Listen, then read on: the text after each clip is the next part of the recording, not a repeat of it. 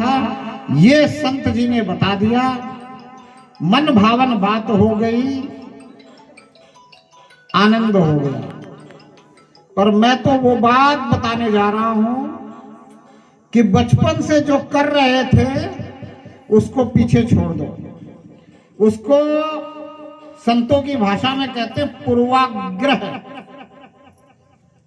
जो पूर्वाग्रह है, पूर्व से मिला हुआ आग्रह है, जो आपको बचपन से मिला है, क्योंकि जितना जो जानता था उतना आपको उसने बताया।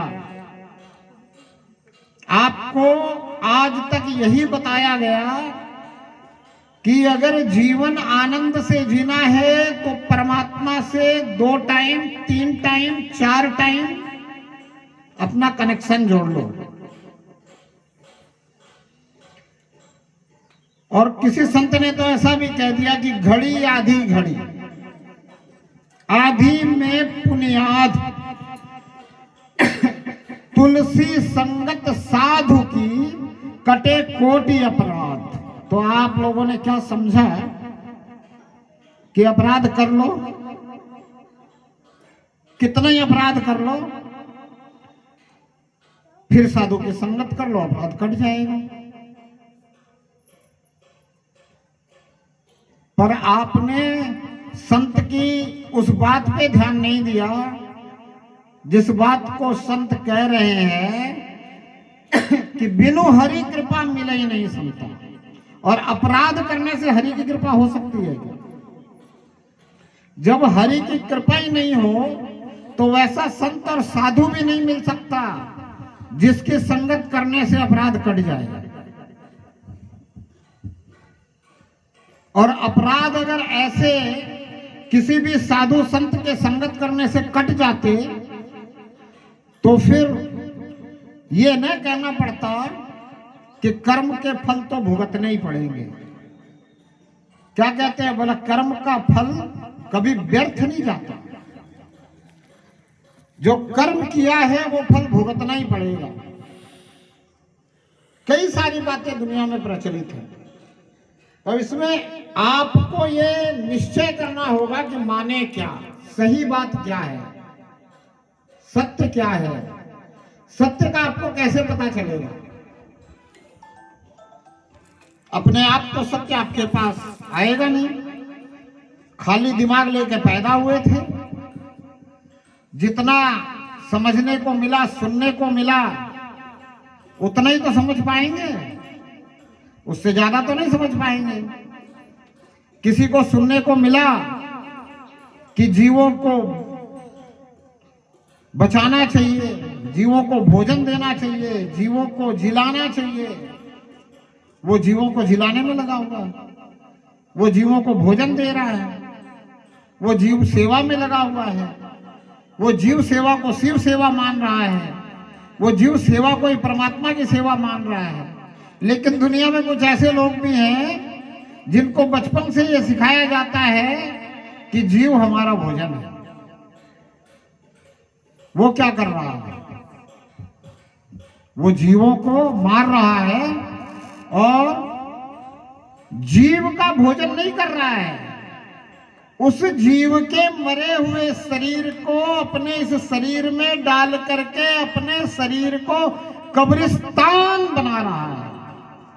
मुर्दे तो कब्रिस्तान में गाड़े जाते हैं ना, मुर्दे कब्रिस्तान में तो डाले जाते हैं कि कहीं और डाले जाते हैं। तो जो भी ऐसा कर रहा है वो अपने शरीर को कब्रिस्तान बना रहा है, और जो नहीं कर रहा है वो उनसे अच्छा है। तो संत कहते हैं कि जो ऐसा काम कर रहा है, जो जीव हत्या कर रहा है, जो जीवों को अपना भोजन समझ रहा है, जो अपने शरीर को कब्रिस्तान बना रहा है, वो राक्षस है। वो क्या है? राक्षस है। और हमें क्या संज्ञा दे दी संतों ने? बोला तुम पशु हो। क्या संज्ञा दे दी? पशु। क्यों? क्योंकि तुम भी उतना ही कर रहे हो जितना पशु कर रहे हैं। पशु क्या नहीं कर रहे हैं? मैं एक जगह ऐसे बोल रहा था तो एक भक्त बोला पशु वस्त्र नहीं पहनते, हम वस्त्र पहनते हैं। मैंने कहा बहुत अच्छी बात, इसीलिए तो आप इंसान कहे जाते हो। पर आप इंसान हो, आपके कर्मों को पशुवत कर्म कहा जा रहा है संतों द्वारा। आपके इंसान के शरीर को, आपकी बुद्धि के विकास को नहीं कहा जा रहा। आप जो कर्म कर रहे हो, जो करना चाहिए वो नहीं कर रहे हो, इसलिए संत आपको कह रहे हैं कि आप तो जो भी कुछ कर रहे हो पशु के समान कर रहे हो। तो संत कौन सी बात को कहते हैं कि पशु के समान कर रहे हो? बोला खाना पीना, उठना बैठना, नहाना धोना, बढ़िया अपने रहने के लिए जगह बना लेना। अपने रहने के लिए जगह सब बनाते हैं ना, पक्षी भी बनाते हैं। बिना इंजीनियरिंग के बैया जो है बहुत बड़ा बढ़िया घोंसला बनाती है। बनाती है कि नहीं बनाती है? बच्चे पालना सब जीव करते हैं, सब अपने अपने बच्चों को पालते हैं कि नहीं पालते हैं? उससे ज्यादा आप क्या कर रहे हो? तो थोड़ी सी आप सभ्यता से रह रहे हो। आप क्या कर रहे हो? थोड़ी सी सभ्यता से रह रहे हो। अगर किसी ने संस्कृति आपको सिखा दी तो हो सकता है आपके अंदर विकृति नहीं आई है, और जिनके संस्कृति में ही विकृति है उनके लिए तो कही दिया कि वो राक्षस है। उनके संस्कृति में विकृति है, वो संस्कृति को समझ नहीं पा रहे। तो अब आपको पशु से अगर ऊपर उठना है तो क्या करना चाहिए? मनुष्य शरीर का सबसे अच्छा सदुपयोग क्या है? इस इतना अनमोल शरीर मिला, इसका सबसे बढ़िया सदुपयोग क्या है? तो आपने सुना होगा, संतों ने कहा कि देवता भी तरसते हैं मनुष्य योनि पाने के लिए। क्यों तरसते हैं? क्योंकि देवताओं को देवता की योनि में भी परमात्मा के दर्शन नहीं हो सकते, परमात्मा का साक्षात्कार नहीं हो सकता। मनुष्य योनि में आपको परमात्मा का साक्षात्कार हो सकता है, और परमात्मा का साक्षात्कार करने के लिए आपको कुछ भी छोड़ना नहीं है। सबसे बड़ी बात यह है कि परमात्मा का साक्षात्कार करने के लिए आपको छोड़ना कुछ नहीं है। आपको सिर्फ एक बात पकड़नी है। क्या करना है? सिर्फ एक बात पकड़नी है, समझनी है, जिसको पकड़ने में किसी प्रकार की कोई दिक्कत भी नहीं है, परेशानी भी नहीं है, जिसको पकड़ लेने से कोई दुख भी आने वाला नहीं है। जीवन में आने वाले दुख भी खत्म होने वाले हैं। जिसको पकड़ लेने से जीवन के उपरांत अगर जीवन में साक्षात्कार नहीं हुआ तो भी जिस जन्म में जाएंगे, जिस योनि में जाएंगे, उस योनि में भी सुख मिलने वाला है। वो बात पकड़नी है, वो रहस्य समझना है, वो भेद समझना है, वो राज समझना है। और वो राज अगर ध्यान से सुनोगे तो समझ में आएगा, अन्यथा ऊपर से चला जाएगा। हालांकि बात गहरी नहीं है, उछली उथली भी नहीं है, पर बहुत विशेष है, बहुत मार्मिक है, तात्विक है और वास्तविक है। संत क्या कहते हैं? आपने सुना होगा संतों को, खाते भी राम कहो, उठते भी राम कहो, बैठते भी राम कहो, सोते भी राम कहो, जागते भी राम कहो। दुनिया के हर काम करते हुए क्या करो? परमात्मा को याद करो। सुना ये बात? कितने कर पाए ये बताओ। इसीलिए मैं कहता हूं सुनते हो और ऊपर से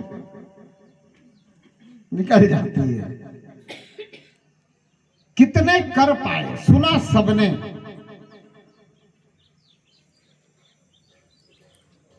करने की कोशिश भी करी क्या? तो बोले कोशिश तो की, पर हुआ क्यों नहीं? दुनिया में तो हम एक बात सुनते हैं, बोला कोशिशें कामयाब होती हैं, कोशिश करने वाले की हार नहीं होती, तो तुम्हारी हार क्यों हुई? तुमने कोशिश भी की, पर हार क्यों हुई कोशिश करने के बाद भी? क्योंकि बात को सही सही समझे नहीं। संत कहते हैं हर काम करते हुए परमात्मा को याद करो। क्यों ऐसा कहते हैं? क्योंकि आपको काम ही प्यारा है, आपको संसार प्यारा है, आपको दुनियावी बातें प्यारी हैं, आपको दुनियावी आधार प्यारा है, आपको शरीर प्यारा है, सबको अपना अपना शरीर प्यारा है। इसलिए कोई भी मरना नहीं चाहता। सब जानते एक दिन मरना है, लेकिन कोई भी मरना नहीं चाहता। अब एक बार मैं ऐसे ही बोल रहा था, कोई मरना नहीं चाहता। बोला महाराज आपने सुना नहीं क्या, लोग आत्महत्या कर लेते हैं? आप लोग तो बोलते नहीं हो, मुझे बोलने वाले चाहिए। जैसे कल वो भगत जी बोल रहे थे, भाई बीच में टोकने वाले, रोकने वाले चाहिए, ताकि पता चले कि आप सुन भी रहे हो।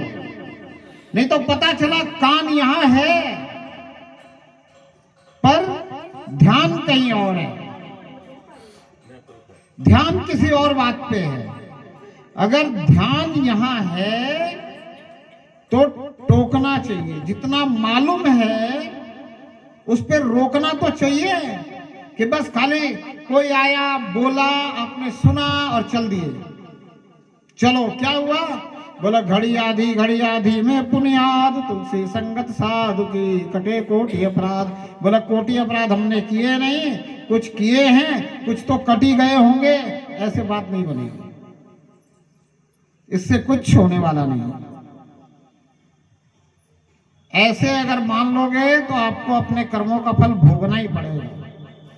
अच्छे किए हो तो अच्छे भोग लोगे, बुरे किए हो तो बुरे भोग लोगे। अगले जन्म में अगर कुत्ते बनोगे, अच्छे कर्म किए हो तो अडानी अंबानी के घर के कुत्ते बन जाओगे, जिनकी घर की माताएं अपने बच्चे को तो तब गोद में लेती है जब उनको डायपर पहना करके आया देती है, लेकिन कुत्ते को तो ऐसे ही गोद में ले लेती है। और अगर बुरे कर्म किए हो, कुत्ते बनोगे, तो गली के कुत्ते बन जाओगे।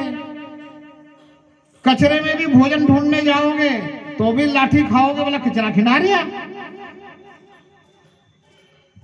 ये बात समझने की है। तो क्या करना है? अच्छे कर्म करने हैं और बहुत अच्छे कर्म करने हैं। अच्छा, सबसे अच्छे कर्म कर सकते हो क्या? अपने अपने जीवन में सबसे अच्छे कर्म कर सकते हो क्या? अच्छे कर्म तो कर सकते हो, चलो संत ने बता दिया अच्छे कर्म करने चाहिए, बहुत अच्छे भी कर लोगे। सबसे अच्छे कर्म अपने जीवन में कर सकते हो क्या? कोई बता सकता है अपने जीवन में सबसे अच्छा कर्म क्या करना चाहिए? बताओ। अगर कोई बता सकता है तो बताने की कोशिश करो, जरा सा जोर डालो बुद्धि पे। विलक्षण बुद्धि मिली है ना? प्रभु की कृपा से विलक्षण बुद्धि मिली है कि नहीं मिली है? पर किसी को पता नहीं है कि मेरे जीवन में मुझे सबसे अच्छा कर्म क्या करना चाहिए। है किसी को पता? नहीं है। अच्छे कर्म का पता है, बहुत अच्छे कर्म का पता है। तो कैसे पता चलेगा कि सबसे अच्छा कर्म क्या होना चाहिए अपने जीवन में? कौन बताएगा? आज तक किसी संत ने बताया? आज तक किसी और ने बताया? किसी विद्वान ने, किसी बुद्धिजीवी ने, माता पिता ने, रिश्तेदारों ने? किसी को पता नहीं कि मेरे जीवन में मुझे सबसे अच्छा कर्म कौन करना, क्या करना चाहिए, और आपके जीवन में आपको सबसे अच्छा कर्म क्या करना चाहिए, ये किसी को पता नहीं है। पर परमात्मा को पता है कि आपके जीवन में सबसे अच्छा कर्म आप क्या कर सकते हो। आपके जीवन में सबसे अच्छा कर्म क्या होना चाहिए, ये परमात्मा को पता है। परमात्मा को पता है कि नहीं? पूरी तरह से विश्वास करते हो कि पता है? तो अगर आप पूरी तरह से विश्वास करते हो तो अभी के बाद या अभी तुरंत आपको तो परमात्मा से ये प्रार्थना शुरू कर देना चाहिए कि मेरे जीवन में जो सबसे अच्छा मुझे करना चाहिए वो मुझे बता। कर देना चाहिए कि नहीं कर देना चाहिए? तो करो। तुम्हारा जी करा तो शुरू पर 10 मिनट तो याद रहो, फिर भाई बात वापस। बिल्कुल सही बात है, यही तो मैं कहूं। मगर संत तो कया बोला काम करता करता परमात्मा ने याद करो, कोशिश तो करी, फिर होई को नहीं, पूरी को नहीं हुई। क्यों को नहीं हुई? सवाल ये है क्यों को नहीं हुई? परमात्मा से जुड़ा गुरुजी, परमात्मा से जुड़ा तो याद आवी को नहीं। एक मिनट, परमात्मा से तो जुड़ा को नहीं, अब ठीक है थारी, पर जुड़ेगा कैसे ये भी तो बताना पड़ेगा नहीं कि परमात्मा से जुड़ोगा कैसे। उस व्यक्ति को पहले स्वयं परमात्मा से जुड़ना पड़ेगा, तब वो बता सकता है कि परमात्मा से कैसे जुड़ा जाएगा। जब तक वो व्यक्ति स्वयं नहीं जुड़ा हुआ है, बोलने में कितना ही प्रखर हो, कितने ही शब्द का माहिर हो, उसके पास शब्दकोश हो, विद्वान हो, बुद्धिजीवी हो, उसकी आवाज में, उसकी रचना में जादू हो,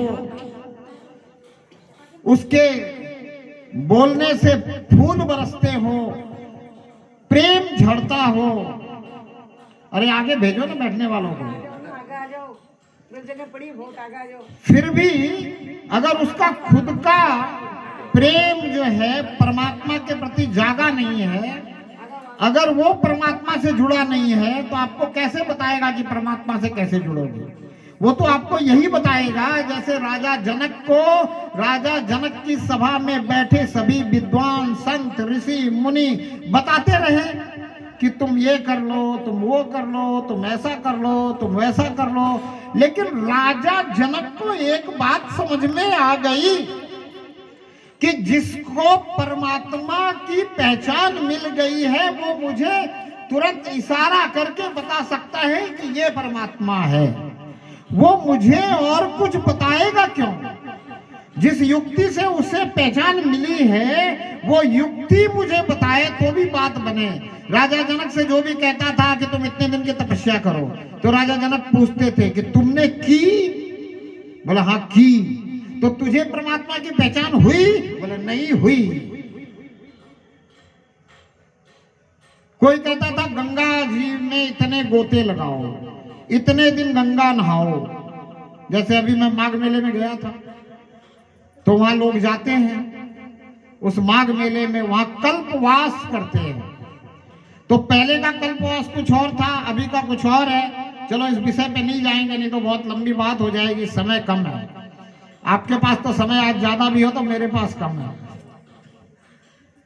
इसलिए मूल विषय ये है कि जो परमात्मा से स्वयं जुड़ा हुआ हो वो आपको जुड़ने की विधि बता सकता है, युक्ति बता सकता है। अब आप 10 मिनट परमात्मा से जुड़ते हो, फिर दुनिया के काम में लगते हो, यही गलती करते हो। आपने संत की बात ठीक से सुनी नहीं। संत ने कहा परमात्मा से जुड़ने के लिए अलग होने की जरूरत नहीं है इस संसार से, संसार का काम करते हुए परमात्मा से जुड़े रहो। पर वो हो नहीं पा रहा।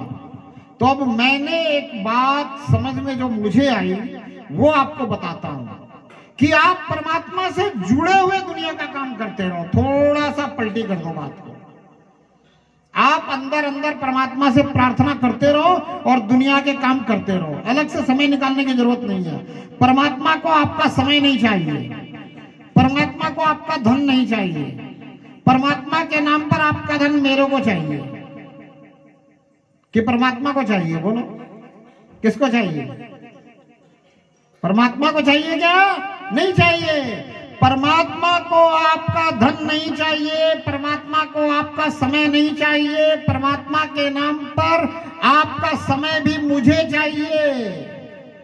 क्योंकि मैं आपको कुछ सुनाना चाहता हूं, आप समय दोगे तो सुनोगे। और परमात्मा के नाम पर धन भी मुझे चाहिए, इसलिए मैं कहता हूं परमात्मा को चढ़ा। परमात्मा देने वाला है, लेने वाला नहीं है। परमात्मा को चढ़ावे की जरूरत नहीं है। चढ़ावे की जरूरत तो भ्रष्ट अधिकारियों को है, जिनको हम चढ़ावा चढ़ा करके अपना काम निकालते हैं। अब इसके आगे समझो बात कि मैं क्या कहना चाहता हूं, इशारे को समझो। परमात्मा को कुछ नहीं चाहिए, परमात्मा किसी भी चीज का भूखा नहीं है। आपने आज तक सुना होगा परमात्मा भाव का भूखा है, सुना है क्या? मानते हो? सही है? नहीं, सही नहीं है। परमात्मा भाव का भी भूखा नहीं है। क्या करेगा परमात्मा भाव लेकर के आपसे? आपका भाव परमात्मा लेता थोड़ी है कि भूखा है। परमात्मा आपका भाव देखता है। बात सही बनी कि नहीं बनी? परमात्मा आपका भाव देखता है, और जैसा आपका भाव होता है वैसा प्रभाव दिखाता है। भाव से प्रभाव है, भाव बिन अभाव है। तो अगर आगे से आपको कोई कहे कि परमात्मा भाव का भूखा है, तो उसे आप समझाना कि परमात्मा भाव लेता नहीं है, परमात्मा भाव का भूखा नहीं है। परमात्मा तो सिर्फ भाव देखता है कि इसका भाव कैसा है, इसके भाव में क्या चल रहा है। भाव प्रधान विश्व करी राखा, जो जस किन्हा सो तस फल चाखा। जब आपका भाव बनता है तो भाव से ही कर्म बनता है, और भाव से कर्म का फल बदल जाता है। हमारे सैनिक किसी को जान मार देते हैं तो उनको सजा होती है क्या? शाबाशी मिलती है। भाव क्या है? देश रक्षा का भाव है, सुरक्षा का भाव है। और अगर मैं किसी को अभी मार दूं तो आप ही मुझे मार डालोगे। बोले कैसा संत है? तुरंत सजा। क्यों? क्योंकि मेरे भाव में रक्षा और सुरक्षा नहीं। मैं अगर मारूंगा किसी को तो द्वेष भाव से मारूंगा। अगर मेरे अंदर द्वेष भाव होगा तो आपके अंदर भी मेरे प्रति द्वेष ही पैदा होगा। इसलिए कहते हैं जैसा अपने अंदर भाव होगा। आप अगर किसी के सामने हंसते मुस्कुराते प्रेम से विह्वल होके जाते हो तो सामने से भी प्रेम मिलता है, चाहे थोड़ा कम मिले। तो मैं तो कहता हूं ज्यादा मिलने की आशा ही ना रखो। जितना मिलता है वो भी काफी है, जो प्राप्त है वो पर्याप्त है। इस बात को अगर समझ लो तो आपको हर जगह प्रेम मिलेगा और हर जगह प्रेम दिखेगा। अपने अंदर प्रेम होना चाहिए, अपने अंदर द्वेष भाव नहीं होना चाहिए। अब मैं आपसे ये कह रहा था कि आपको ऐसी विधि बताऊंगा जिससे आप हमेशा परमात्मा से जुड़े रहोगे। और वो विधि मैंने क्या बताई कि परमात्मा से प्रार्थना करते हुए आप दुनिया के काम में लगे रहो। अलग से परमात्मा के लिए समय देने की मेरे हिसाब से कोई जरूरत नहीं है।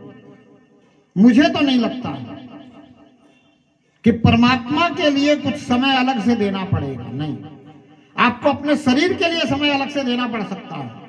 आप शरीर के लिए एकांत में बैठो, ध्यान में बैठो, योग करो, निरोग रहोगे। पर परमात्मा के लिए नहीं। आप योग करते हुए, ध्यान में बैठे हुए भी परमात्मा से प्रार्थना कर सकते हो। और उससे भी अच्छा है कि परमात्मा से प्रार्थना करते हुए ही आप योग करो, प्राणायाम करो, ध्यान में बैठो। आप परमात्मा से प्रार्थना करते करते भोजन बनाओ। आप परमात्मा से प्रार्थना करते करते सांस लो। हर समय सांस ले रहे कि नहीं ले रहे? लेकिन कभी कभी तो हम कुछ भी नहीं करते होते और सांस चलती होती है। अब अगर आप ये समझ लो कि मुझे तो परमात्मा से प्रार्थना करते करते सांस लेनी है, परमात्मा से प्रार्थना करते करते, तो फिर हर समय प्रार्थना होगी। और प्रार्थना क्या करनी है? क्या चाहते हो? परमात्मा आपको क्षमा करे चाहते हो कि नहीं चाहते हो? सभी चाहते हैं कि परमात्मा हमको क्षमा करे, तो प्रार्थना करो ना भाई कि हे प्रभु मुझे क्षमा कर। क्या प्रार्थना करोगे? हे प्रभु मुझे क्षमा कर। अच्छा, इसके आगे और भी कुछ चाहते हो कि खाली क्षमा करके छोड़ दे? परमात्मा आपको क्षमा कर दे, क्षमा करने के बाद अगर अपनी शरण में ले ले तो फिर बात कैसी बनेगी? अच्छा, जिसकी उंगली परमात्मा पकड़ ले, जिसकी उंगली पकड़ के परमात्मा इस संसार में चलाने लगे, इस संसार रूपी मेले में उसको वैसे ही आनंद आएगा जैसे छोटे बच्चे का पिता उंगली पकड़ के मेले में घुमाता है। वो जलेबी, वो रसगुल्ले, वो खेल, वो खिलौने, वो सारी वस्तुएं तभी तक बचपन में मुझे आनंद देती थी जब तक पिता ने उंगली पकड़ रखी थी या मैंने पिता की पकड़ रखी थी। अगर पिता की उंगली छूट गई और पिता ने मेरी परीक्षा लेने के लिए भी मेरे से जरा सा दूर होकर छिप करके मुझे देखना शुरू किया और मुझे पिता नहीं दिखाई दिया, तो कैसी हालत थी मेरी? वो खेल, वो खिलौना, वो मिठाइयां, वो वस्तुएं, वो चीजें जो हमें आनंद दे रही थी, जिसके कारण मैं हंस रहा था, प्रसन्नचित्त हो रहा था देख देख करके, वो सारी चीजें वही हैं, मेरी प्रसन्नता गायब है। अब मैं हंसने की जगह रो रहा हूं। क्यों? क्योंकि अब मुझे संभालने वाला कोई नहीं है, मैं कैसे संभलूंगा? और यही गलती तो हम करते हैं। हम जरा सा स्वयं को संभालने लायक हो जाते हैं तो पिता से दूर होते हैं, और पिता से दूर होते तो होते परम पिता से भी दूर हो जाते हैं। ये दूरी नहीं होनी चाहिए। इसके लिए क्या करना है? परमात्मा शरण में ले ले, ये प्रार्थना करनी है। मैं तो परमात्मा की शरण में जा ही नहीं सकता क्योंकि मैं परमात्मा को पहचाना ही नहीं हूं अभी तक, तो कैसे परमात्मा की शरण में मैं जा सकता हूं? भाई अपने पिता को पहचानता हूं तो पिता की शरण में जा सकता हूं, पिता को कह सकता हूं कि पिताजी अब तक मैंने जो भी किया सब माफ करो, अब तो मैं आपकी शरण में हूं, जैसा आप कहोगे वैसे ही चलूंगा, वैसे ही रहूंगा, अपनी बुद्धि से कुछ नहीं करूंगा, आप जितना कहोगे बस उसी में बुद्धि लगाऊंगा। पहचान रहा हूं तो ये कह सकता हूं। परमात्मा को पहचानता ही नहीं तो मैं परमात्मा की शरण में तो जा नहीं सकता। तो क्या प्रार्थना करनी चाहिए कि हे प्रभु मुझे क्षमा कर, अपनी शरण में ले ले। सही है कि नहीं प्रार्थना? हे प्रभु मुझे क्षमा कर, अपनी शरण में ले ले। अब शरण में ले लेगा तो क्या होगा? अब मैं पिता की शरण में चला गया तो क्या होगा? अब पिता मुझसे कुछ करवाएगा, जो पिता चाहेगा वो मेरे से होना चाहिए, वो मैं करना चाहिए, है कि नहीं? तो अगर हम कह रहे परमात्मा से कि तू मुझे अपनी शरण में ले ले, तो क्या होना चाहिए? होना ये चाहिए कि जो परमात्मा चाहता है वो मुझसे होना चाहिए।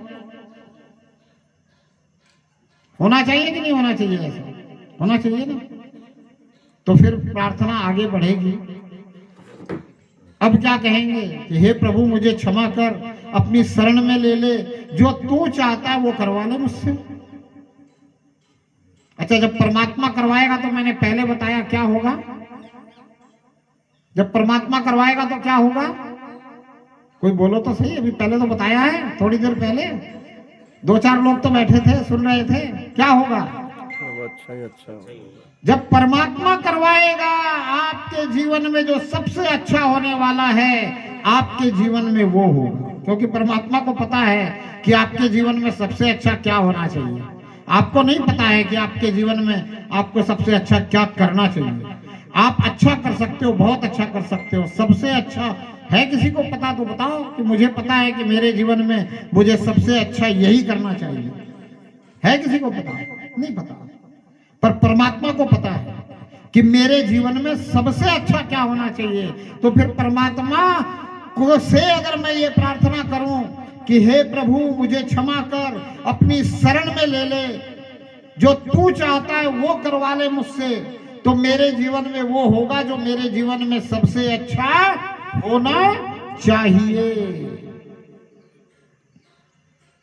अब और कुछ चाहिए क्या कि प्रार्थना समाप्त कर दे? कहीं कुछ पूछ लो तो पूछ ले भाई, आगे और कुछ चाहिए क्या? पूछ लो कहीं। चाहिए ना कि नहीं चाहिए? मुझे तो चाहिए था, मैंने अपनी प्रार्थना आगे बढ़ाई। मुझे क्या चाहिए था?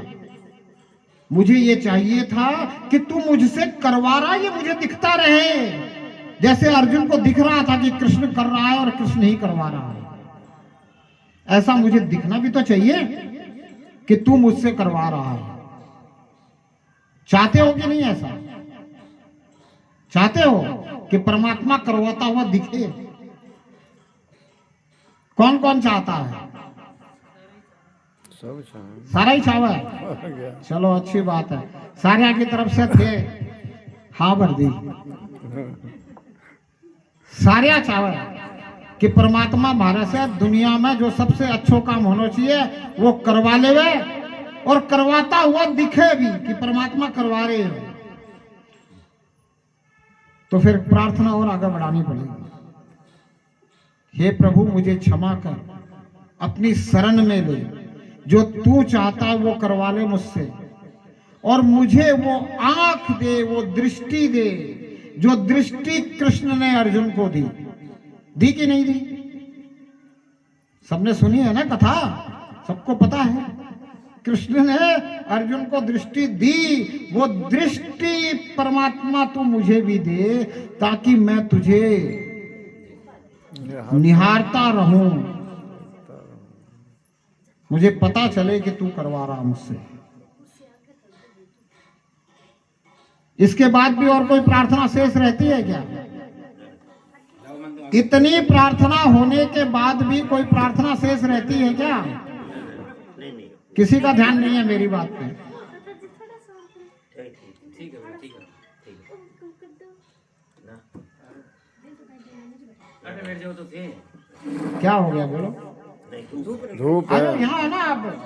अरे आ जाओ, मैं तो पहले ही कह रहा था कि धूप से इधर आ जाओ। आ जाओ आ जाओ, अरे आ जाओ, कोई बात नहीं है। बैठे बैठे हाथ पकड़ के ले आओ। ठीक है चलो कोई बात नहीं। नहीं तो इधर से ना एक वो छज्जे पे पर्दा डाल दो। नहीं है ना? फिर ठीक है, क्योंकि सबका ध्यान इस तरफ हो गया, मेरे तरफ ध्यान ही नहीं था। मैंने कहा पहले इधर ही निवारण करो, क्योंकि ध्यान मेरी तरफ है नहीं तो मेरे बोलने का फायदा भी नहीं है। मैं सिर्फ आपको मनोरंजन कराने तो आया नहीं हूँ। बेशक आपका मनोरंजन हो रहा होगा, आपको लग रहा होगा, पर मैं मनोरंजन करवाने नहीं आया। मैं तो आपको सही बात समझाने आया।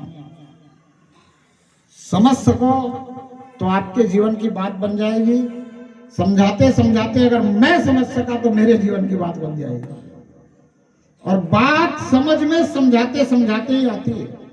इसलिए मैं जहां जाता हूं वहां निवेदन करता हूं कि अगर बात जरा सी भी समझ में आई है, जीवन में उतर नहीं रही है, कोई बात नहीं है, तुम समझाना शुरू करो, तुम्हारे जीवन में अपने आप उतरनी शुरू हो जाएगी। इसलिए संत कहते हैं कि प्रथम भक्ति संतन कर संगा, दूजी मम रति कथा प्रसंगा। बोले तुम्हारी पहली भक्ति है तुम संत का संग करो, पर तुम्हारी दूसरी भक्ति है कि तुमने संत का संग करके जो समझा है उसको दूसरों को समझाओ।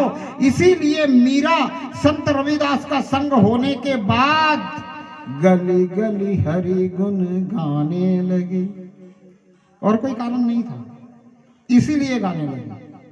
तो अगर आपको ये बात समझ में आ गई कि परमात्मा से प्रार्थना करते हुए दुनिया के अच्छे और बहुत अच्छे काम करते रहना है, और जिस समय से परमात्मा ने हमसे करवाना शुरू कर दिया तो जीवन का सबसे अच्छा होना शुरू हो जाएगा। और जिस समय परमात्मा ने दृष्टि प्रदान कर दी उस समय से परमात्मा नजर आने लग जाएगा। अगर आपको ये बात समझ में आ गई तो आप प्रार्थना शुरू करो, और प्रार्थना करते हुए हर काम करो। हर काम करते हुए प्रार्थना नहीं हो सकती, क्योंकि जब हर काम करते हुए प्रार्थना करने की सोचोगे तो काम करने का ध्यान रहेगा, प्रार्थना करने का नहीं। और प्रार्थना करते हुए हर काम करने की सोचोगे तो प्रार्थना करने का ध्यान रहेगा, काम तो हो ही जाएगा, क्योंकि काम तो जरूरत है। बिना जरूरत का तो हम कुछ करते ही नहीं है ना। क्या करते हैं बिना जरूरत का? कुछ नहीं करते। इसलिए प्रार्थना करते हुए ध्यान में ये बात रखनी है कि मेरी प्रार्थना सतत चलती रहनी चाहिए। और अगर ये बात ध्यान में रह गई, सतत प्रार्थना चलने लगी, तो एक समय ऐसा भी आएगा कि आप प्रार्थना करते हुए इस शरीर को सुलाओगे। मेरे शब्दों पे ध्यान देना, शरीर को आप सुलाओगे, आप नहीं सोओगे। आप प्रार्थना करते हुए शरीर को सुलाओगे, और जब शरीर जगेगा तो ये शरीर आपको बताएगा कि आपकी प्रार्थना अंदर चल रही थी। अगर ये आपके चित्त में बैठ गया कि मुझे तो प्रार्थना को ही फर्स्ट प्रायोरिटी देनी है, जीवन में मेरा असल काम प्रार्थना करना है, बाकी काम तो सिर्फ जरूरत का है। और किसकी जरूरत का है? शरीर की जरूरत का है, मेरी जरूरत का नहीं है। मेरी जरूरत का तो एक ही काम है, प्रार्थना। बाकी जितने भी काम है वो शरीर के जरूरत के हैं। मैं निकल रहा था कल सुबह अपने आश्रम से, जहां मैं रहता हूं, कुछ दिनों के लिए आकर रहता हूं, पर रहता हूं। वहां की जिम्मेदारी व्यवस्था की मेरी है। तो निकलते हुए मैंने कहा कि भाई मैं अब शरीर को धो के आ रहा हूं। एक व्यक्ति वहां खड़ा था, बोला गजब महाराज बात करते हो, बोला शरीर को धो के आ रहा हूं। मैंने कहा मैं जानता हूं कि मैं शरीर नहीं हूं, मैं जब तक शरीर हूं शरीर को धो रहा हूं। और जब से मैंने होश संभाला तभी से मैंने अपने शरीर को धोना शुरू किया है, वरना तो मेरे शरीर को और कोई धो रहा था। और मैं इस शरीर से जिस दिन निकल जाऊंगा उस दिन में मेरे शरीर को कोई और धोएगा, और उसके बाद फिर कभी नहीं धोएगा। तो ये बात समझने की है, हमेशा ये ध्यान रखने की है कि शरीर के जरूरत के काम तो अपने आप होंगे, अनायास होंगे, वो करने ही पड़ेंगे, वो हो ही जाएंगे। भूख लगेगी तो भोजन की तलाश होगी, इस शरीर को प्यास लगेगी तो जल की तलाश होगी। पर मुझे तो न भूख लगती है न प्यास लगती है, भूख प्यास शरीर को लगती है, और तलाश में मैं भी जुट जाता हूं। और मुझे भूख प्यास किसी चीज की लगती नहीं, इसलिए मुझे जो करना चाहिए वो मैं नहीं करता। मुझे करना तो यही चाहिए, मुझे मेरे लिए तो सिर्फ प्रार्थना है। संत रामसुखदास जी ने कहा कि अकर्तापन के भाव में, अकर्तापन का भाव क्या है? कि मैं कुछ नहीं कर सकता, मेरा शरीर भी कुछ नहीं कर सकता, और तू कृपा करे तो इस शरीर से बहुत कुछ हो सकता है। यह है अकर्तापन का भाव। ना मैं किया, ना कर सका, ना कर सके शरीर, जो किया सो हरि किया, हुआ कबीर कबीर। ये कबीर की बात है। कबीर कहते हैं मैं अपने शरीर से कुछ नहीं कर सका, न ये शरीर कर सकता है, न मैं शरीर से करा सकता हूं, और जो कुछ परमात्मा ने मेरे शरीर से करवा लिया ये मेरे जीवन का सबसे अच्छा कर्म हो गया, इसलिए आज कबीर कबीर हो रही है। यही प्रार्थना हमने भी करनी है कि हे प्रभु मुझे क्षमा कर, और निरंतर करनी है, हमेशा करनी है। प्रार्थना को फर्स्ट प्रायोरिटी देनी है। मुझे ये समझ लेना है कि प्रार्थना करना ही मेरा पहला उद्देश्य है, प्रार्थना ही मेरा असल काम है। बाकी शरीर का काम तो सब होता रहेगा, प्रार्थना करते हुए भी हो जाएगा। कोई ऐसा काम बता दो जो प्रार्थना करते हुए नहीं हो सकता है? कोई काम ऐसा जो नहीं हो सकता प्रार्थना करते हुए? बोलो, कोई ऐसा काम नहीं है ना? फिर क्या दिक्कत है? फिर तो आज से ये गांठ बांध लो, और ऐसी गांठ बांध लो जो दोबारा खुले नहीं तो प्रेम की गांठ है, एक बार टूट जाती है तो फिर जुड़ती नहीं है। और ये परमात्मा से प्रेम की गांठ है, बहुत बारीक गांठ है, बहुत बारीक, बहुत झीनी। इस गांठ को अगर वाकई में सही में बांध लिया तो बात बन सकती है, और नहीं बांधे तो मेरा क्या जाता है? मेरा कुछ जा रहा है क्या? नहीं जा रहा। मुझसे तो जो परमात्मा करवा रहा है, जैसे करवा रहे हैं, जैसी परमात्मा ने मुझे बोलने की सामर्थ्यता दी है, वो आप तक उन शब्दों के माध्यम से मैं पहुंचाना चाहता हूं। लेकिन ध्यान शब्दों पे नहीं देना है, ध्यान आवाज पे भी नहीं देना है। ध्यान तो जो समझाना चाहता हूं वो समझ पे अगर दोगे तो बात बनेगी। शब्द कुछ भी हो सकते हैं, समझ आपकी है। प्रार्थना के शब्द भी मैं जैसा चाहता हूं वैसा ही होना चाहिए, जरूरी नहीं है। ये भाव की बात है, अंदर की बात है। शब्द कुछ भी हो सकते हैं, पर प्रार्थना का भाव इतना ही है कि प्रभु मुझे क्षमा कर ले, तू अपनी शरण में ले ले, मेरी अंगुली पकड़ ले, मेरे हाथ पकड़ ले, तू मुझे चला, तू जैसा चाहता वैसे चला, तू जो चाहता है वो करवा। तू जानता है कि मेरे जीवन में सबसे अच्छा क्या होना चाहिए, क्या मुझे जीवन में करना चाहिए। आज तक जो भी मैंने किया वो अपनी मतलब गरज में किया, अपनी मर्जी में किया, खुदगर्जी में किया। अब मेरी खुदगर्जी खत्म कर दे। अब जो भी कुछ तू तेरी मर्जी है वो होने दे। शब्द कुछ भी हो सकते पर भाव यही है। शब्द कुछ भी हो सकते हैं पर भाव ये है कि तू मेरे सामने आ जा, मुझे तेरा साक्षात्कार हो जाए, मुझे ऐसा पता चल जाए कि तू ही परमात्मा है। अन्यथा तो तू आकर के किसी भी रूप में खड़ा हो जाएगा, मुझे नहीं पता चलेगा कि तू ही परमात्मा है। अर्जुन को क्या पता था कि कृष्ण ऐसा है? वो तो यही समझ रहा था कि मेरा सखा है, मित्र है, भाई है, मुझसे प्रेम करने वाला है। पर पता कब चला? जब कृष्ण ने बताया, कृष्ण ने अपने आप को प्रस्तुत किया सामने, दृष्टि दी, तो वो दृष्टि मांगनी है परमात्मा से।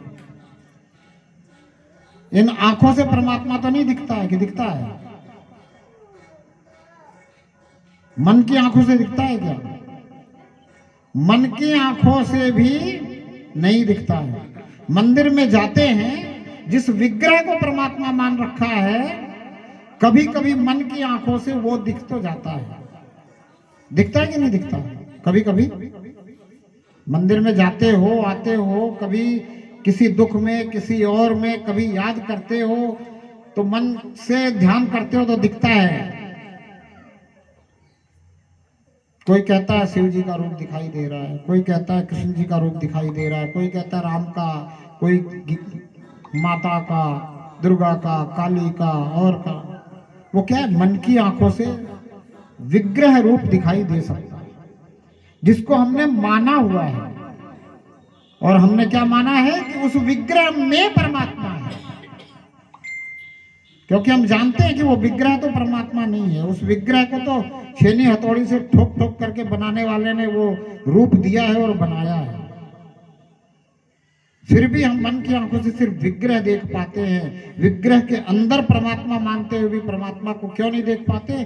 क्योंकि हमारे पास वो आंखें नहीं है जिससे हम कण कण में परमात्मा को देख पाए, जिसमें हम सब जगह परमात्मा को देख पाए।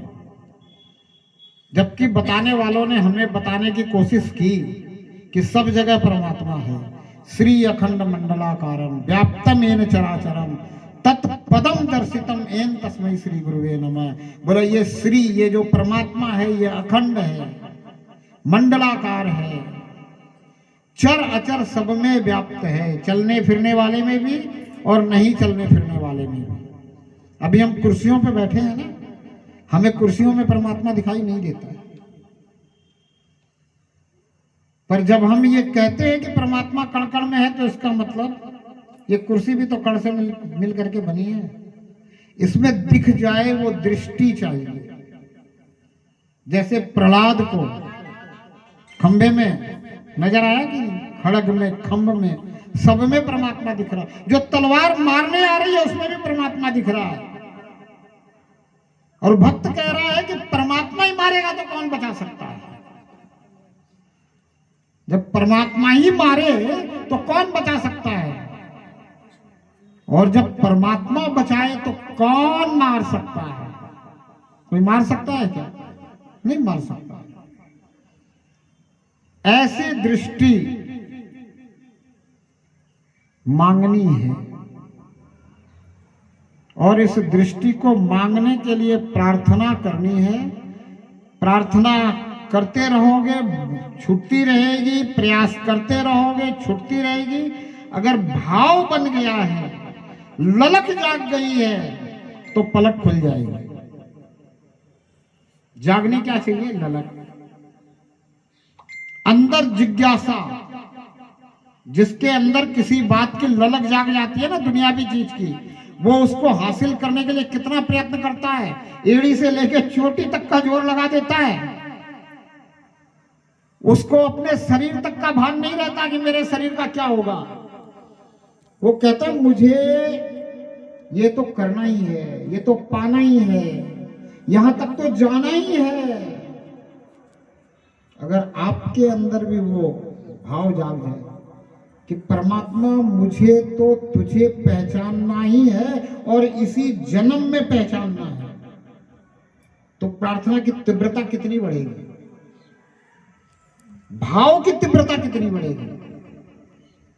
फिर तो क्या पता आप ऐसा पूछने भी लग जाओ कि प्रभु कब दर्शन दोगे, क्यों नहीं दे रहे हो दर्शन, मेरे अंदर कौन सी कमी है कि तुम दर्शन नहीं दे रहे हो, मेरी ऐसी कौन सी कमी है जो तू दूर नहीं कर सकता, क्यों नहीं दूर कर लेता,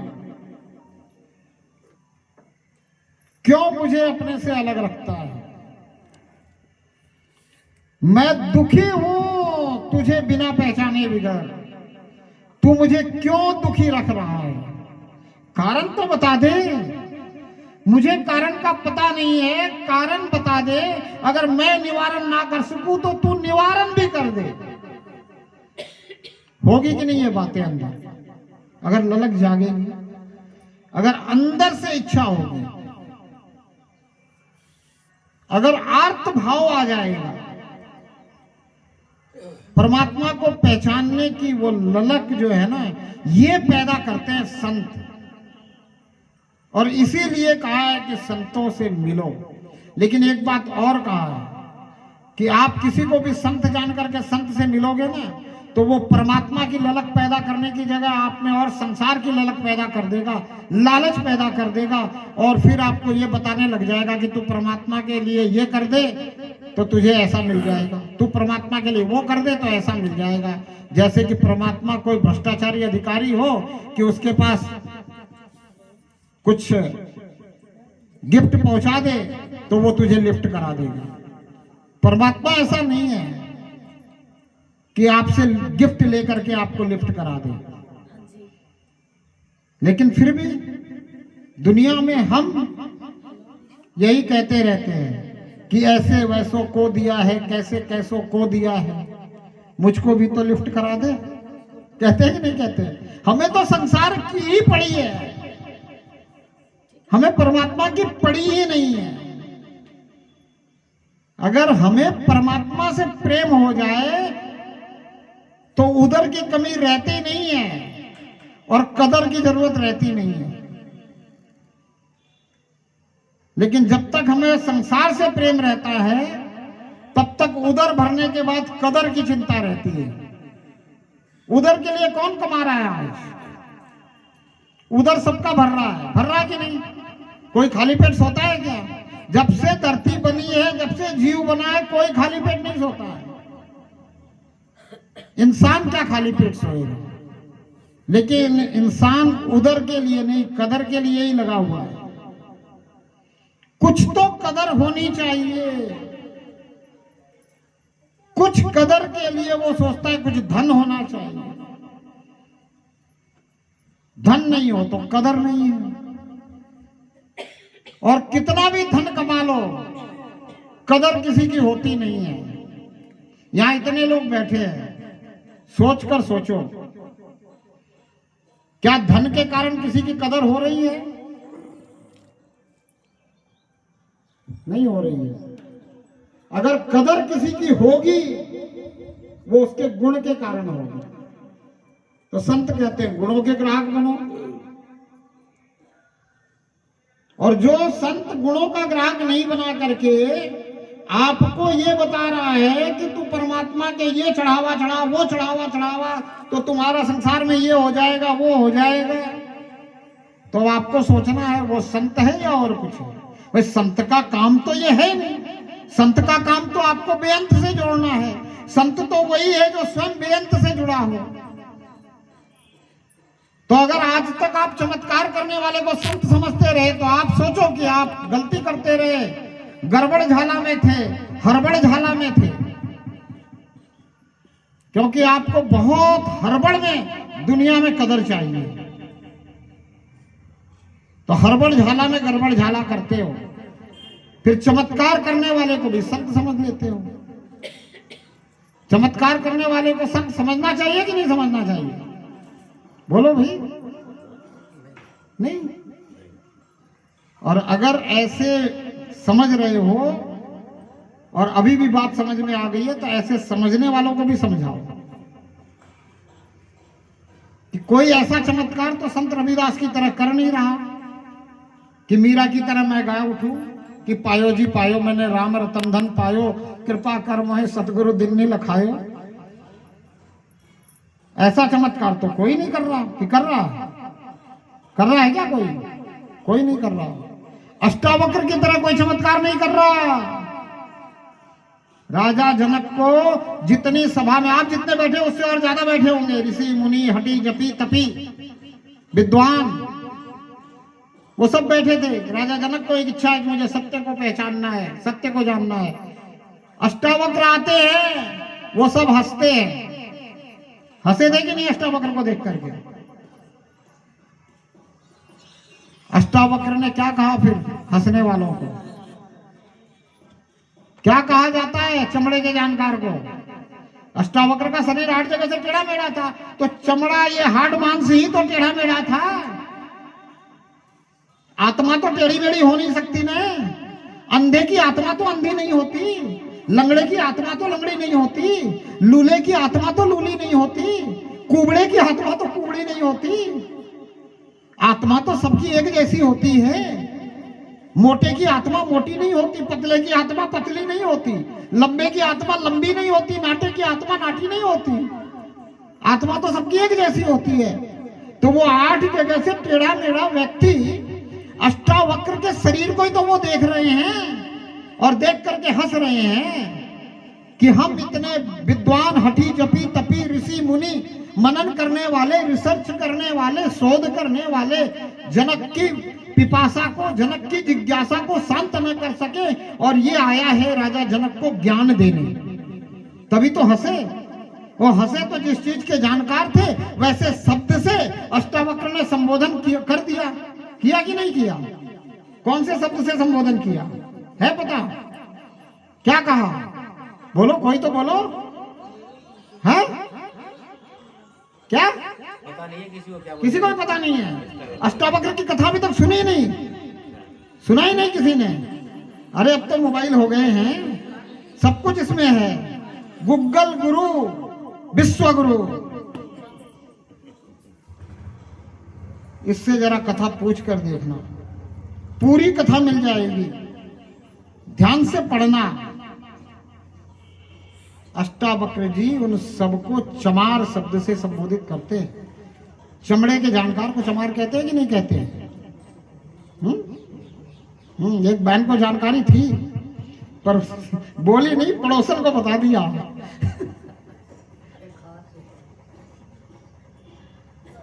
और वो सब परेशान। वो कह रहे राजा देखो, ये तुझे ज्ञान देने आया है और हमें इस शब्द से सम्मानित कर रहा है। आज तो अगर वो शब्द किसी को कह दो तो आपके ऊपर धारा लग जाएगी। पता नहीं कौन कौन सी है?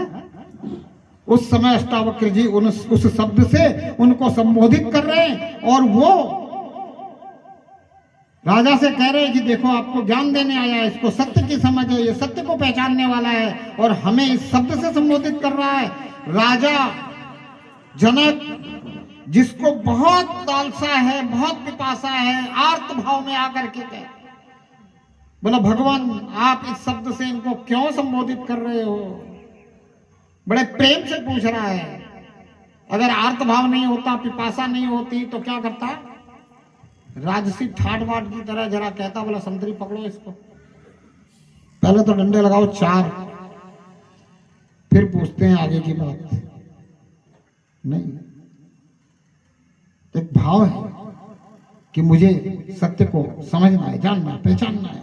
कोई कह रहा है कि मैं आपको सत्य समझा सकता हूं, मैं आपको सत्य की पहचान करवा सकता हूं, तो उससे बड़े नरम लहजे से पूछ रहा है कि ऐसा क्यों कहते हो? अष्टावक्र भी बहुत नरम लहजे में जवाब दे रहे हैं। बोले राजा चमड़े के जानकार को क्या कहते हैं? राजा खुद कहता है चमार कहते हैं। बोला इनको चमड़े की तो जानकारी है, इन्होंने मेरे 8 जगह से टेढ़े मेढ़े शरीर को ही तो देखा है, तो इनको मैं और किस शब्द से संबोधित करूं? कोई शब्द आपको मिलता हो तो आप ही संबोधित कर दे। राजा निरुत्तर, वहां बैठे वो सब भी निरुत्तर। अब आगे की घटना क्या है? एक शर्त है राजा जनक की। बोले जो सत्य को पहचानता है उसको देर नहीं लगनी चाहिए मुझे इशारा करने में। अगर मैं नमक को पहचानता हूं और यहाँ नमक भी रखा हो, पिसा हुआ चूना भी रखा हो, चीनी भी रखी हो, तो मैं आपको तुरंत बता दूंगा कि नहीं नमक कौन सा है, चीनी कौन सा है, चूना कौन सा है। कुछ भी परीक्षण करके तुरंत बता दूंगा कि नहीं, बता दूंगा ना। तो पहचानने वाला तो तुरंत पहचान कर देगा। इसीलिए तुलसी ने भी लिखा कि जो जाने सो दे ही जनाई, जो जाने सो दे ही जनाई। बोले जो जानता है वो तो सीधे जना देगा कि देखो ये परमात्मा है, जो नहीं जानता है वो भटका देगा, वो नए नए परमात्मा खड़े कर देगा। एक परमात्मा को छोड़ के आप भी 10 के मंदिरों में घूमने लग जाओगे, 10 परमात्मा मान लोगे। आपको मीरा की तरह एक पे विश्वास नहीं है। मीरा तो एक को मान के बैठी थी, एक रूप में अटकी थी, कहीं नहीं भटकी थी। हम तो भटक रहे हैं, भटकाने वाले भटका रहे हैं, अटकाने वाले है नहीं। अटकाने वाला राजा जनक को अष्टावक्र मिला।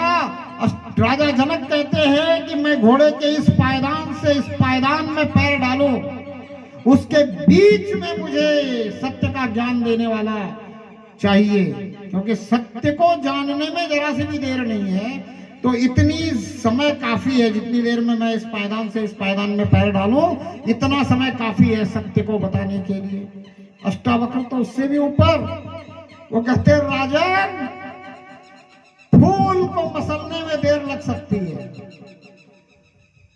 सत्य को जानने में देर इतनी भी नहीं है। बस तेरे अंदर सत्य को जानने की ललक होनी चाहिए। वो मीरा वाली ललक, जिस ललक से मीरा पूछती है कृष्ण से कि अब तो मुझे पता है कि ये जहर का प्याला दूध का आया, इसमें जहर है, इसको पीने से मेरा शरीर तो खराब होगा ही होगा। अब मैं इस खराब शरीर में रहना नहीं चाहती, इसलिए मुझे इस शरीर से तुरंत निकाल और मुझे मुक्ति प्रदान कर। मैंने आज तक तुझसे जो चाहा वो पाया। दुनिया में मुझे राणा ने जो भी दुख दिया, वो दुख मेरे लिए कुछ भी नहीं रहा, सारा दुख छूमंतर। क्यों? क्योंकि एक इष्ट को मानने वाली है, एक इष्ट से जो भी इच्छा करती है सब कुछ मिलता है।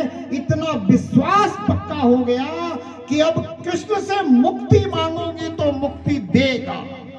इसलिए कृष्ण से मुक्ति मांगती है कि अब मुझे शरीरों से मुक्ति चाहिए, इस शरीर से मुक्त होने के बाद और कोई शरीर भी नहीं चाहिए।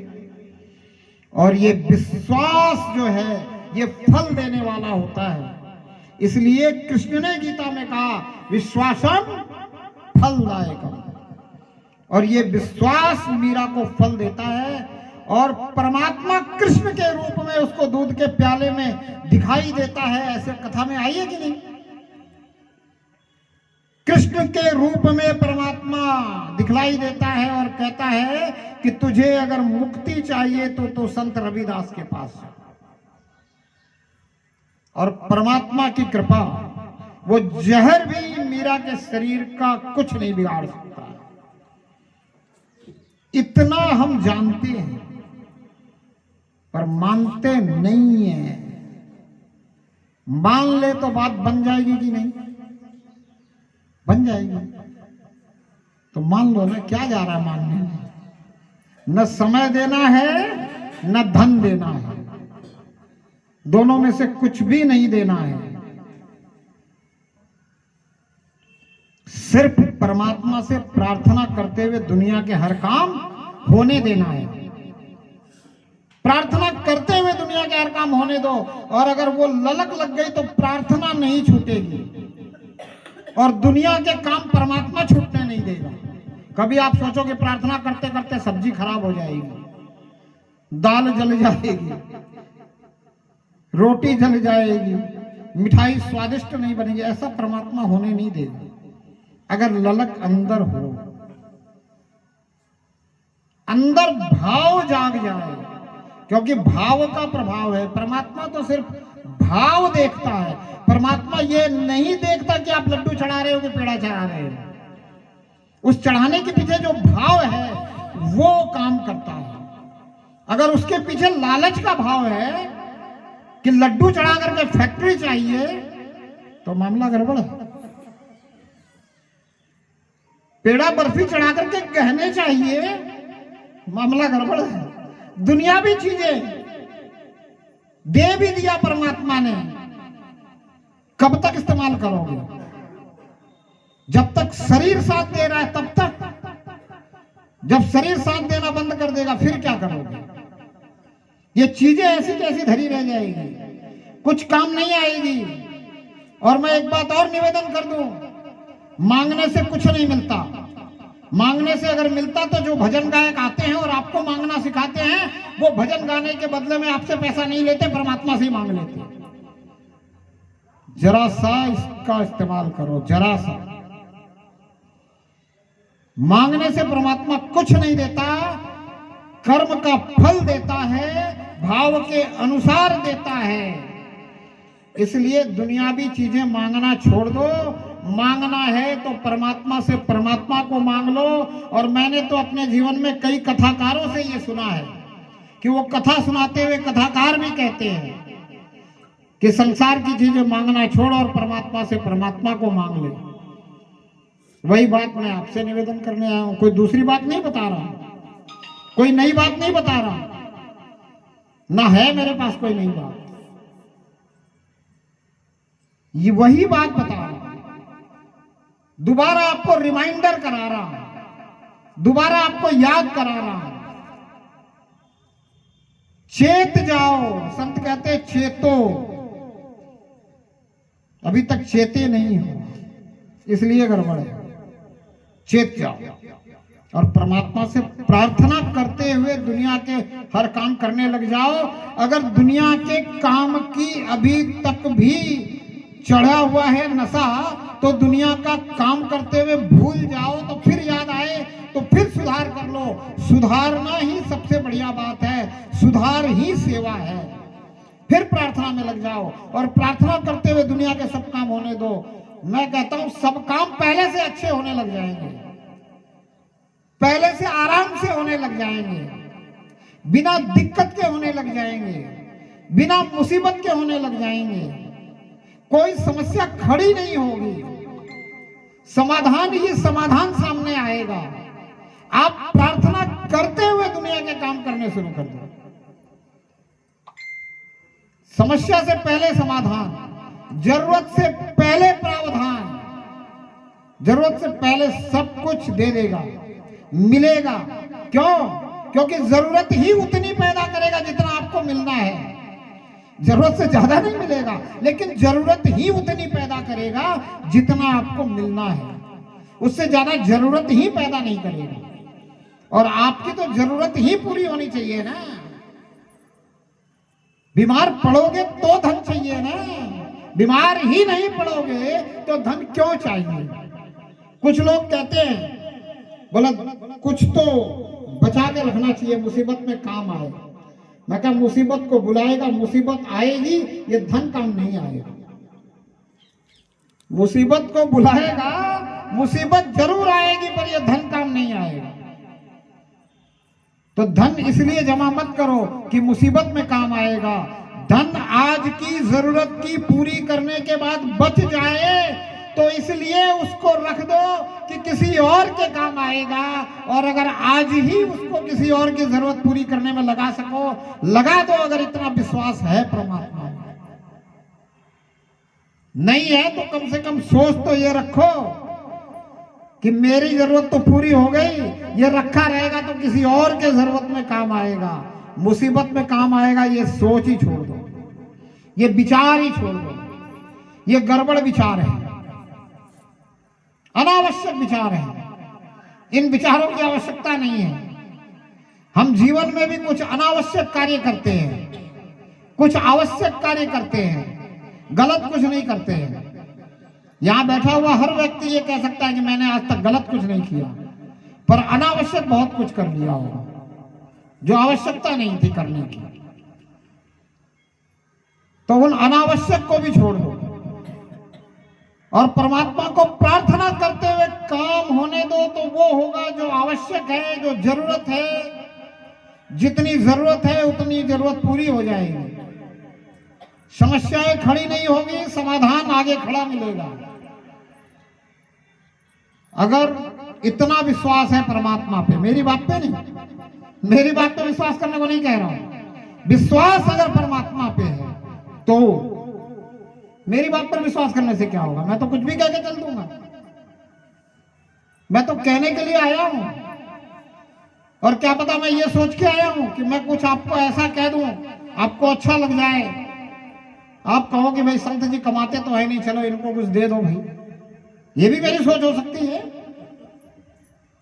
इसलिए मेरी बात पे नहीं, परमात्मा पे विश्वास हो, अटल विश्वास परमात्मा पे, परमात्मा की कृपा का एहसास हो। परमात्मा की कृपा का अगर आभास हुआ है तो परमात्मा से प्रार्थना करते हुए, और यही प्रार्थना करते हुए कि हे प्रभु मुझे क्षमा कर, अपनी शरण में ले ले, जो तू चाहता है वो करवा ले मुझसे, और मुझे ऐसी दृष्टि दे कि मैं तुझे निहार सकूं, मैं तुझे देख सकूं, मुझे तेरा साक्षात्कार हो जाए। यही जीवन का मूल उद्देश्य है। इस मूल उद्देश्य को पूर्ण करने के लिए प्रार्थना होनी चाहिए, करनी चाहिए, करनी चाहिए ना। अब इससे आगे और तो किसी संदेश की जरूरत नहीं है कि और किसी संदेश की जरूरत है, और किसी संदेश की जरूरत नहीं है। मूल संदेश आप तक पहुंच चुका है। आप अगर इसको समझ जाओ तो आपके जीवन में सुधार हो सकता है, और आपके इस जीवन की सफलता और सार्थकता की नींव डल सकती है। आपका स्वयं का कल्याण निश्चित हो सकता है। अपना कल्याण अगर चाहते हो तो परमात्मा को कुछ नहीं चाहिए, कुछ मत दो, सिर्फ भाव से प्रार्थना करो। परमात्मा के लिए समय निकालना भी छोड़ दो। परमात्मा को किसी भी प्रकार से कुछ भी देना छोड़ दो। परमात्मा किसी चीज का भूखा नहीं है। और मैं कह रहा हूं, मेरी ये बात तो जरूर मान लेना कि जो भूखा है वो परमात्मा नहीं है। और इन्हीं शब्दों के साथ आज मैं आपको, क्या बात है, लाइट गई क्या? सही समय पे गई है।